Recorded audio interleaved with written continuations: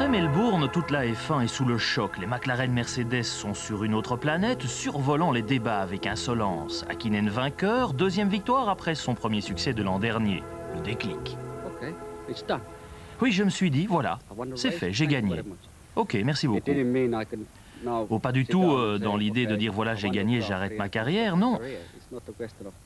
Mais tout d'un coup, j'ai réalisé comme finalement c'était facile de gagner.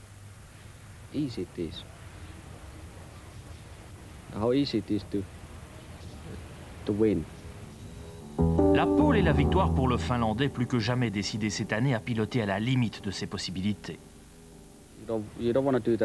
Oui, mais vous ne pouvez pas piloter comme ça à tous les tours. En qualification certainement, mais lors d'un Grand Prix, on peut piloter à la limite à l'une ou l'autre occasion.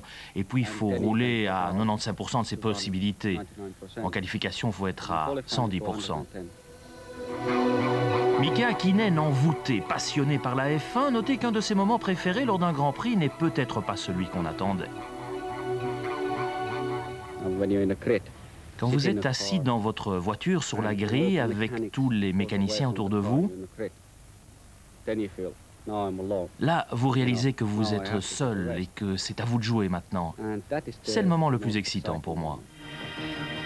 Häkkinen qui peut compter sur un équipier parfait gentleman, David Coulthard, qui a gardé de son Écosse natale le sens de certaines valeurs.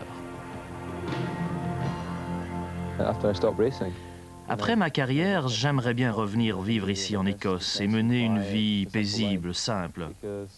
Vous savez, quand vous êtes pilote automobile, que ce soit en Formule 1 ou ailleurs, vous êtes toujours sur la route, toujours en voyage, la pression, toujours des occupations diverses. C'est d'accord pour la moitié de ma vie, mais pas pour toute ma vie.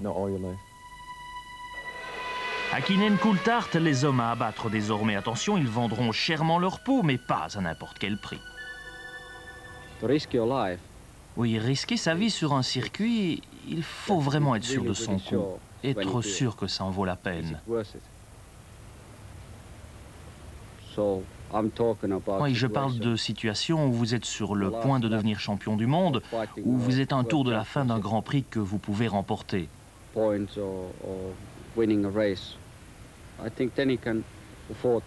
Là, vous pouvez prendre de tels risques, mais si vous êtes 7e ou 8e lors d'un Grand Prix, risquer sa vie, ce serait complètement insensé.